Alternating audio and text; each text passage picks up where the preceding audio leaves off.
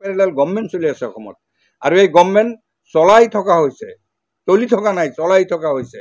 আৰু সেই চলাই থকা ব্যক্তিজনেই হ'ল অসমৰ মুখ্যমন্ত্ৰী। অসমৰ মাননীয় মুখ্যমন্ত্ৰীৰ যিবিলাক কাৰ্যকলাপ, এই কাৰ্যকলাপৰ জৰিয়তে অসমত অশান্তি বিয়পোৱাৰ চেষ্টা কৰা হৈ আছে।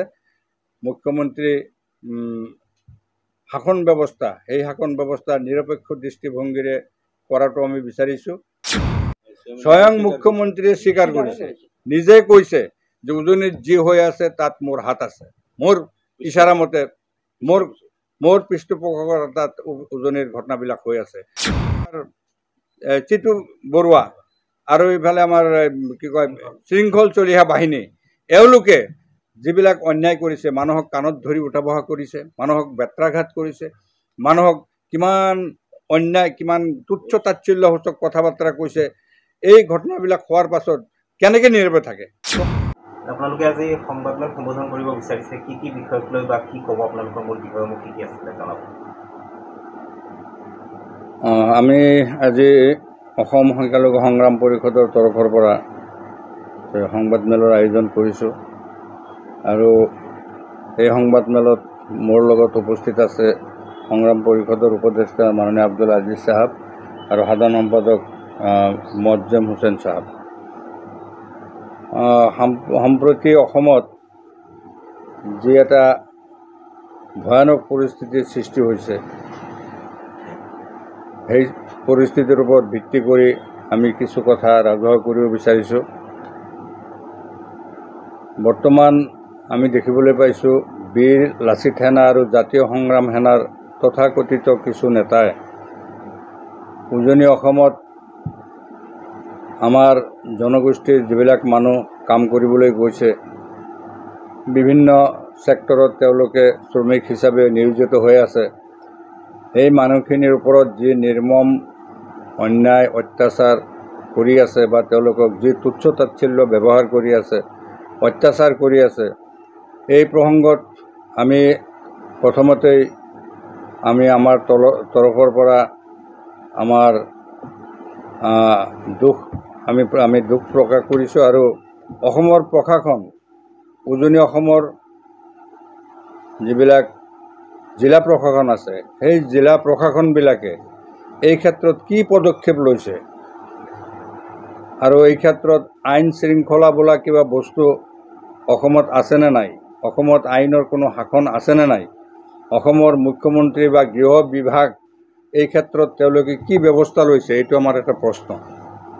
কাৰণ আমি জানো যে ভাৰতবৰ্ষৰ পবিত্ৰ সংবিধান মতে অসম তথা ভাৰতবৰ্ষৰ জনসাধাৰণে গোটেই টেৰিটৰী অফ ইণ্ডিয়াৰ ভিতৰত যিকোনো ঠাইত গৈ তেওঁলোকে বসবাস কৰিব পাৰে, তেওঁলোকে কামৰ সন্ধান কৰিব পাৰে, তেওঁলোকে থাকিব পাৰে।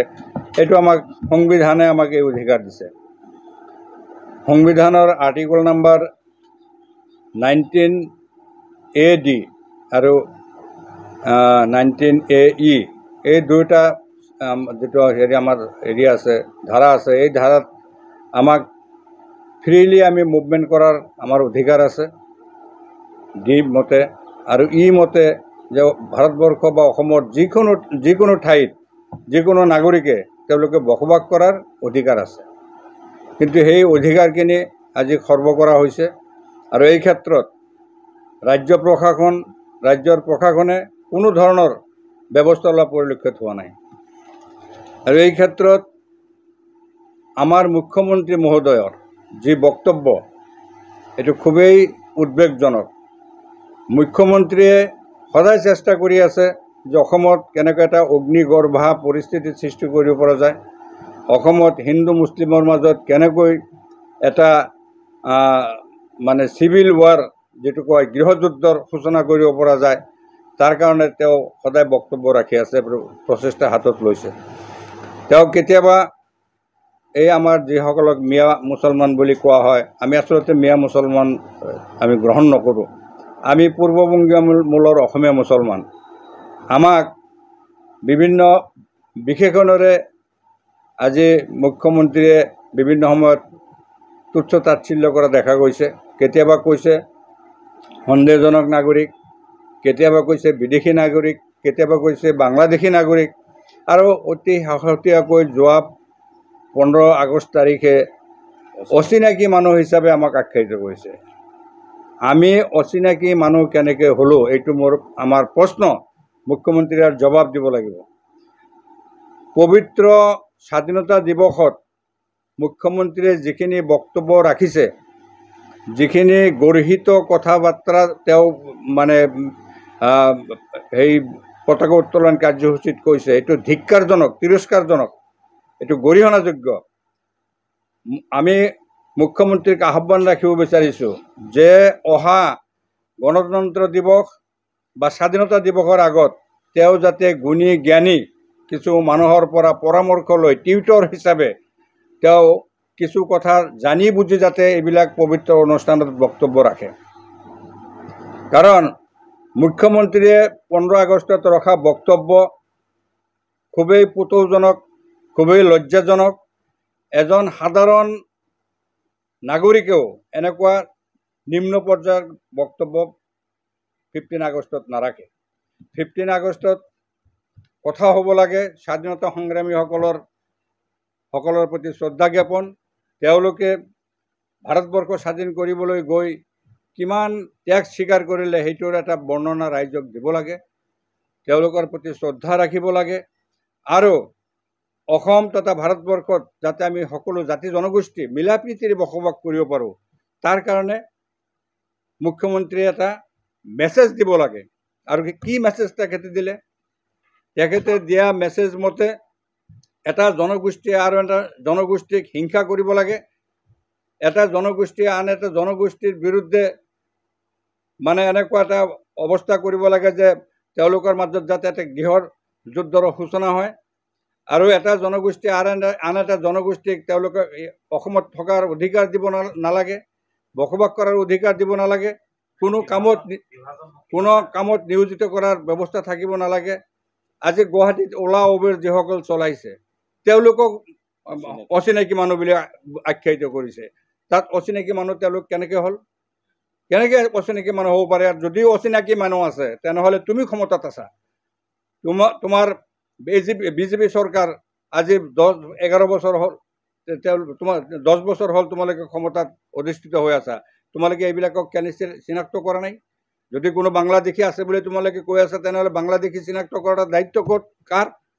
আজি 3টা টাৰ্ম চেণ্ট্ৰেল গভৰ্ণমেণ্ট কেন্দ্ৰত আছে, অসমত আছে বিজেপি চৰকাৰ, কেন্দ্ৰত আছে বিজেপি চৰকাৰ।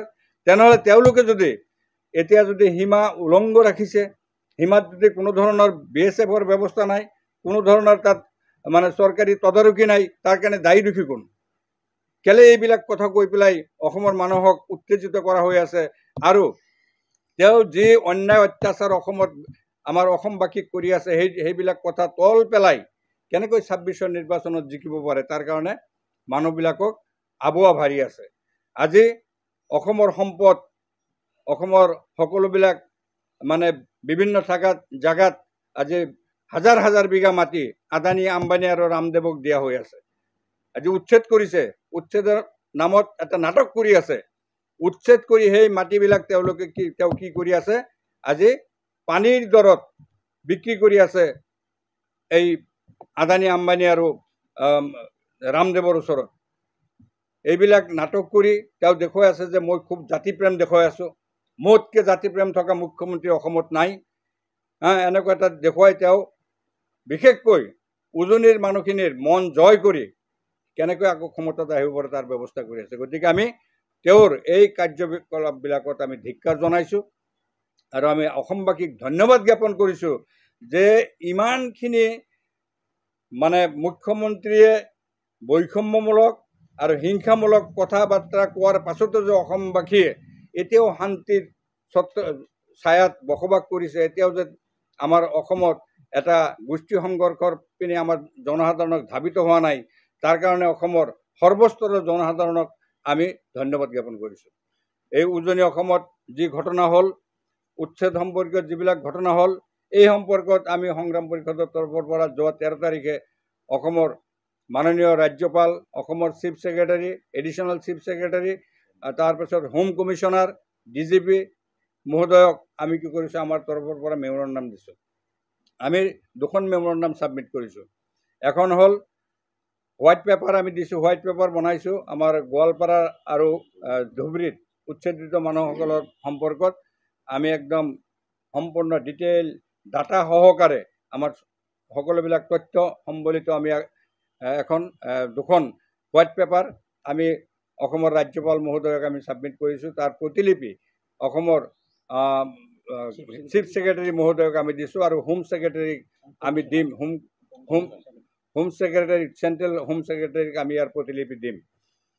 আৰু আমি ইতিমধ্যে যিটো মানে আপাৰ আছামৰ ঘটনাৰ ওপৰত উল্লেখ কৰি আমি যিখন কৰিছোঁ মেমৰেণ্ডাম প্ৰস্তুত কৰিছিলোঁ, সেইটো আমি chief secretary, additional chief secretary, তাৰপিছত হোম কমিশ্যনাৰ আৰু DGP মহোদয়ক দিছোঁ। আৰু এইবিলাক প্ৰসংগত আমাৰ এটা প্ৰতিনিধি দল আমি দিল্লীলৈ গৈ আছোঁ।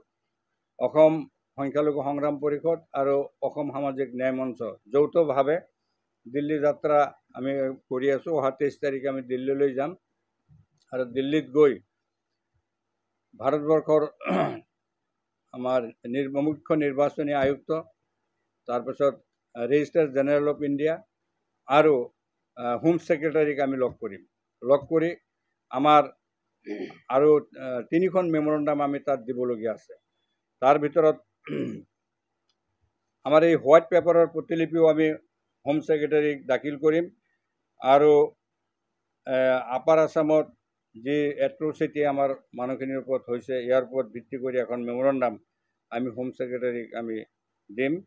আৰু NRCৰ ওপৰত হিতেশ দেৱ শৰ্মাই যিটো পুনৰীক্ষণৰ কাৰণে সুপ্ৰিম কোৰ্টত যিটো ৰিট পিটিশ্যন দাখিল কৰিছে, আপোনালোকে জানে যে 31/8/2019 চনত চূড়ান্ত NRC মহামান্য সুপ্ৰিম কোৰ্টৰ তত্ত্বাৱধানত প্ৰকাশ কৰা হৈছে। আৰু সেই NRCত গোটেইবিলাক যিবিলাক মানুহৰ নাম সন্নিৱিষ্ট হৈছে, সেই মানুহখিনিক এতিয়ালৈ নেশ্যনেল আইডেণ্টিটি কাৰ্ড দিয়া হোৱা নাই। এইটো আমাৰ এটা দাবী আছে।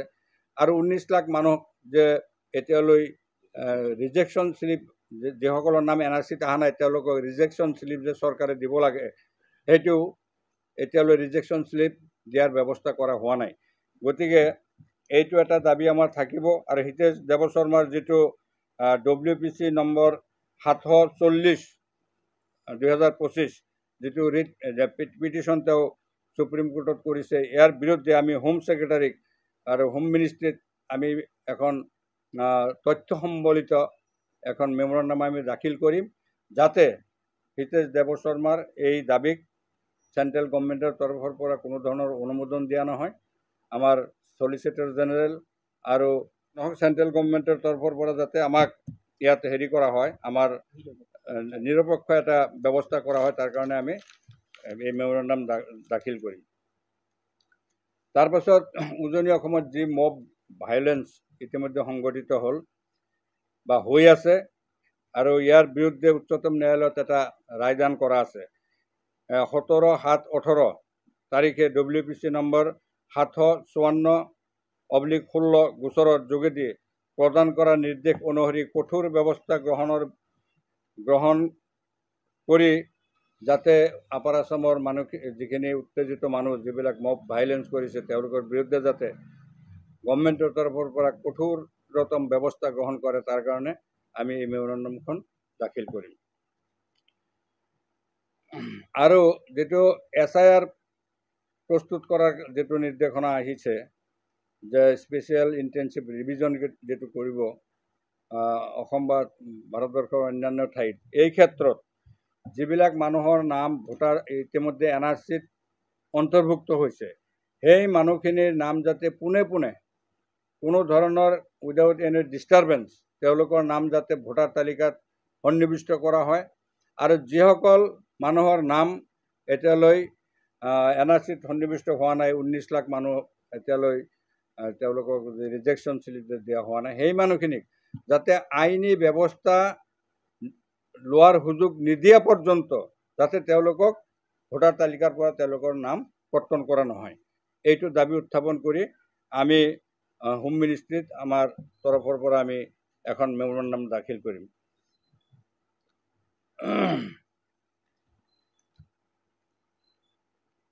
আৰু এই উচ্ছেদিত মানুহৰ কথাটো ক'লোৱে। উচ্ছেদিত মানুহ সম্পৰ্কত আমি যিখন হোৱাইট পেপাৰ প্ৰস্তুত কৰিছোঁ, এইটো আমি চেণ্ট্ৰেল গভৰ্ণমেণ্টক আমাৰ তৰফৰ পৰা আমি দাখিল কৰিম। গতিকে আমাৰ চিফ কমিশ্যনাৰো আৰু SIR সম্পৰ্কত আমাৰ মেমৰেণ্ডামখন আমি মুখ্য নিৰ্বাচন আয়ুক্তক আমি দাখিল কৰিম। তাৰ প্ৰতিলিপিও আমি বিভিন্ন ঠাইত দিয়াৰ কাৰণে আমি সিদ্ধান্ত লৈছোঁ, এইটো আমি দিম। গতিকে আমাৰ মূল কথা আজি এইখিনিয়ে। আমি পুনৰাই কৈছোঁ যে অসমৰ মাননীয় মুখ্যমন্ত্ৰীৰ যিবিলাক কাৰ্যকলাপ, এই কাৰ্যকলাপৰ জৰিয়তে অসমত অশান্তি বিয়পোৱাৰ চেষ্টা কৰা হৈ আছে। মুখ্যমন্ত্ৰী তেওঁৰ যে শাসন ব্যৱস্থা, সেই শাসন ব্যৱস্থা নিৰপেক্ষ দৃষ্টিভংগীৰে কৰাটো আমি বিচাৰিছোঁ। অসমৰ সকলো জাতি জনগোষ্ঠীৰ মানুহক যাতে সমদৃষ্টিৰে চোৱাৰ ব্যৱস্থা কৰে। আৰু যিসকল মানুহক উচ্ছেদ কৰিছে, আজি পাইকানত যিটো উচ্ছেদ কৰাৰ কথা আমি যিটো জানো যে পাইকান বনাঞ্চলৰ ভিতৰত উচ্ছেদ কৰাৰ কথা আছিল, কিন্তু পাইকান বনাঞ্চলত নকৰি আচুডুবি যিটো মৌজা, সেই আচুডুবিৰ অন্তৰ্গত মানুহখিনিক উচ্ছেদ কৰা হৈছে। এইটো মানে একদম সম্পূৰ্ণ ভুল এটা পদক্ষেপ লৈ সেই মানুহখিনিক উচ্ছেদ কৰা হৈছে। হাছিলা বিলত কৰা হৈছে, তাৰপিছত ধুবুৰীৰ সন্তোষপুৰ, চিৰাকুঠা আদি অঞ্চলত কৰা হৈছে। এইবিলাক মানুহক যাতে অতি সোনকালে পুনৰ সংস্থাপনৰ ব্যৱস্থা কৰে আৰু মানৱতাৰ দৃষ্টিভংগীৰে যাতে এই মানুহখিনিক তেওঁলোকৰ যিখিনি প্ৰাপ্য সেইখিনি আদায় দিয়ে, তাৰ কাৰণে আমি অসম চৰকাৰৰ তথা অসমৰ মুখ্যমন্ত্ৰীক সবিনয়ে আমাৰ তৰফৰ পৰা আমি আহ্বান জনাইছোঁ, অনুৰোধ কৰিছোঁ। বিভিন্ন সময়ত যেটো দেখা যায় যে আমি বিশেষভাৱে দেখিছোঁ উজনি অসমত একাংশ সংগঠনে যি ধৰণৰ কাৰ্যকলাপ চলাই আছে, তেনে ক্ষেত্ৰত আচলতে ইয়াতে ৰাজনৈতিক অভিসন্ধিত কিছু বুজা যায়। এই ক্ষেত্ৰত মুখ্যমন্ত্ৰীৰ পোনপটীয়া কিবা হস্তক্ষেপ তাতে থাকিব পাৰে নেকি, যে পৰিস্থিতি বেলেগ ফালে ঢাল খুৱাবৰ কাৰণে হয়তোবা এই ক্ষেত্ৰত একদম মানে অসমৰ সকলো বাসিন্দা একদম সৰুৰে পৰা বৃদ্ধলৈ সকলোৱে এই কথাটো অনুমান কৰিব পাৰিছে, বুজিব পাৰিছে যে এই ঘটনাবিলাক কোনে কৰাই আছে। স্বয়ং মুখ্যমন্ত্ৰীয়ে স্বীকাৰ কৰিছে, নিজে কৈছে যে উজনিত যি হৈ আছে তাত মোৰ হাত আছে, মোৰ ইচাৰা মতে মোৰ পৃষ্ঠপোষকতাত উজনিৰ ঘটনাবিলাক হৈ আছে। যদি তেওঁৰ পৃষ্ঠপোষকতাত যদি হৈ থকা নাই, তেনেহ'লে তেওঁলোকৰ ওপৰত কাৰ্যব্যৱস্থা ল'লেহেঁতেন। আজি এই যিটো আমাৰ চিতু বৰুৱা আৰু এইফালে আমাৰ কি কয় শৃংখল চলিহা বাহিনী, এওঁলোকে যিবিলাক অন্যায় কৰিছে, মানুহক কাণত ধৰি উঠা বহা কৰিছে, মানুহক বেত্ৰাঘাত কৰিছে, মানুহক কিমান অন্যায়, কিমান তুচ্ছ তাচ্ছিল্যসূচক কথা বাৰ্তা কৈছে। এই ঘটনাবিলাক হোৱাৰ পাছত কেনেকৈ নীৰৱে থাকে প্ৰশাসন, কেনেকৈ নীৰৱে থাকিব পাৰে নেকি? এইটো প্ৰশাসনৰ ধৰ্ম নেকি? সংবিধানে এইবিলাক দিছে নেকি? গতিকে এই ব্যৱস্থা যে প্ৰশাসনে লোৱা নাই, নোলোৱাৰ একমাত্ৰ কাৰণ হ'ল যে মুখ্যমন্ত্ৰীয়ে তেনেকুৱা কৰাৰ কাৰণে ব্যৱস্থা কৰিছে। তেনেকৈ এই অন্যায়বিলাক কৰক, তাৰ কাৰণে মুখ্যমন্ত্ৰীয়ে তেওঁৰ গোপন নিৰ্দেশনা তেওঁলোকক আপাৰ আছামত দিছে, গোটেই অসমত দিছে, যাৰ কাৰণে এই ঘটনাবিলাক সংঘটিত হৈ আছে। নিৰ্বাচিত চৰকাৰৰ সমান্তৰালকৈ মুখ্যমন্ত্ৰীয়ে আন এক পেৰেলেল গভৰ্ণমেণ্ট চলাই থকা বুলি অনুভৱ কৰে। তেওঁ যিহেতু নিজাববীয়াকৈ কিছু পদক্ষেপ লোৱাই আছে, এনেকুৱা ধৰণৰ অভিযোগ উত্থাপন হৈ আছে, আপোনালোকে এইটো চৰকাৰী ব্যৱস্থা এটা আৰু বেচৰকাৰী ব্যৱস্থা এটা চলি আছে অসমত। চৰকাৰে যিবিলাক কাম কৰিব লাগে সেইবিলাক কাম আজি দেখা যায় বেচৰকাৰী কিছু তথাকথিত নামধাৰী জাতিপ্ৰেমী জাতীয়তাবাদী কিছু সংগঠনে কৰি আছে। এই কামবিলাক আজি বিদেশী খাতাৰ দায়িত্ব কাৰ? আজি যদি কোনোবা অন্যায়ভাৱে অসমত প্ৰৱেশ কৰিছে তাৰ দায়িত্ব কাৰ? চৰকাৰৰ। কিন্তু সেইবিলাক এটা বিশেষ ধৰ্মৰ মানুহ বুলিয়ে তেওঁলোকক মানে সন্দেহৰ ভিত্তিত বাংলাদেশী বিদেশী কৈ পেলাই বিভিন্ন সংগঠনে যিবিলাক কৰি আছে, এইটোতো এটা পেৰেলেল গভৰ্ণমেণ্ট চলি আছে অসমত। আৰু এই গভৰ্ণমেণ্ট চলাই থকা হৈছে, চলি থকা নাই, চলাই থকা হৈছে। আৰু সেই চলাই থকা ব্যক্তিজনেই হ'ল অসমৰ মুখ্যমন্ত্ৰী। গতিকে পেৰেলেল গভৰ্ণমেণ্ট চলি থকাটো একদম সঁচা কথা, আৰু ইয়াৰ মুখ্য পৃষ্ঠপোষক অসমৰ মুখ্যমন্ত্ৰী মহোদয়।